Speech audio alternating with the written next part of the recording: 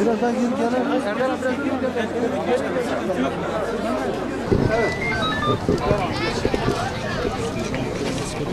Kimin? Bilmiyorum. Arka planı karmaşık sebepler ile örülen, hayatın neredeyse tüm alanlarında çeşitli biçimlerde vuku bulan şiddet olgusu giderek sistemleşmekte ve yaygınlaşmaktadır. Günümüz dünyası saldırgan bireysel tepkilerden kitlesel kıyımlara kadar her türlü şiddetin sarmalında çaresiz olmanın bunalımı içindedir. Sinema, televizyon ve haber bültenleri dahil birçok görsellik şiddet unsurları ile cazip ve heyecanlı hale getirilmektedir. Acı olan bütün bu kan donduran sahnelerin normalleşmesi ve toplumun da karar alıcıların da tepkisiz ve eylemsiz kalmalarıdır. Evde, sokakta, okulda, hayatın her alanında görülen şiddet gündelik hayatın bir parçasına dönüşmüş, adeta her yanımızı kuşatmıştır.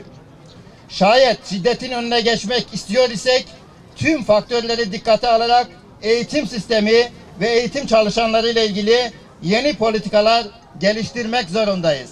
Şiddet ile ilgili eğitim sistemimiz arasındaki ilişkiye odaklanacak olur isek eğitim normal şartlar altında şiddetin ortadan kaldırılması için en doğru araç olarak kabul edilirken eğitim sistemindeki yanlış politika ve uygulamalar şiddeti sistematik olarak besleme riskini barındırıyor.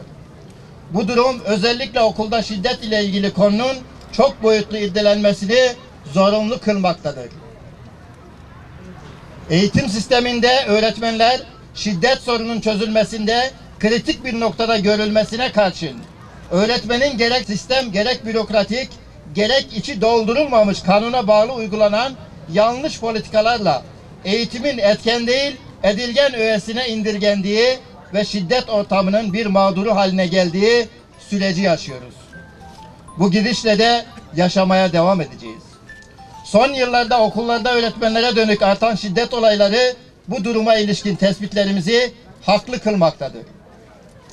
Öğrenci ve veliyi sorgu hakimliği düzeyine çıkaran, öğretmeni sanık koltuğuna oturtan, basit, mesnetsiz iddialarla soruşturma geçilen ve şikayet mekanizmaları ile sigaya çekilen bu sistemsizlik öğretmeni ve mesleğini itibarsızlaştırmakta ve öğretmen kimliğini değersizleştirmektedir. Eğitim sahasında karar alıcıların tehlikenin ciddiyetini kavrayamamış gibi görünmeleri de vahim bir durumdur.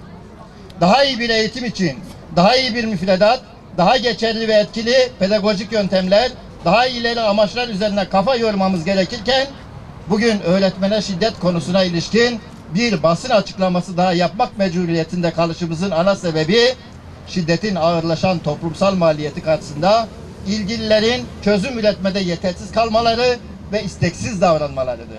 İçinde bulunduğumuz hal hem üzücü hem de düşündürücüdür. Bu bağlamda şu anda bulunduğumuz güzide mekan olan Yeşilyurt Mahmut Çalık Anadolu Lisesi'nde müdür yardımcısı olarak görev yapan Yusuf Doğan kardeşimizin dün öğrenci ve öğrenci velisi tarafından hakarete ve fiziksel şiddete maruz kalması, öğretmene şiddet ile ilgili caydırıcı hükümlerin içi doldurulmamış öğretmenlik meslek kanununa acilen dahil edilmesini zorunlu kılmaktadır. Diğer eğitim çalışanı ve meslektaşlarımız gibi tek suçu öğrenciyi korumaya yönelik doğru adımları atmış olan Yusuf hocamıza reva görülen utanç verici muamelenin gerek veli gerek öğrenci boyutuyla örnek teşkil edecek şekilde ağır cezaya dönüştürülmesidir. Öğretmeni güçlendirecek, donatacak, koruyacak tedbirler almak yerine onu hedef alan saldırılar karşısında sessizliğe gömülmenin anlaşılır bir yanı olmaması gerekir.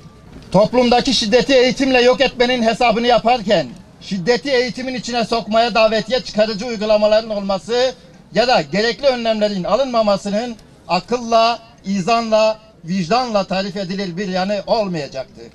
Ayrıca tüm okullarımızda güvenlik önlemlerinin devlet yetkililerince alınmasını zorunlu kılmaktadır. Eğitim çalışanlarının baskı ve tehditlerin kıskacına bırakıldığı, sistemin yanlış şartlarında sindirildiği, güvensiz ve güvencesiz iş ortamlarına itildiği, eğitim iş kolundaki hizmetlerin piyasacı bir anlayışla yürütüldüğü, öğrenci-öğretmen-veli ilişkisinin giderek yozlaştığı bir ortamda eğitim ve öğretim mekanizmasının toplumu dönüştüren ve iyileştiren bir sonuç üretmesi beklenemez. Okullarımızda yaşanan olayların tekrar etmemesi, eğitimcileri şiddetin hedefi haline getiren uygulamaların son bulması, somut ve kalıcı çözümler üretilmesi için başta Milli Eğitim Bakanlığı olmak üzere bütün yetkilileri acilen harekete geçmeye ve gerekli yasal önlemleri ivedilikle almaya davet ediyoruz.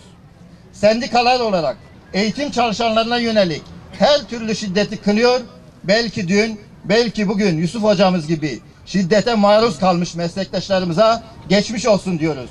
Ve tüm sendikalar olarak yanınızda olduğumuzu belirtmek istiyoruz.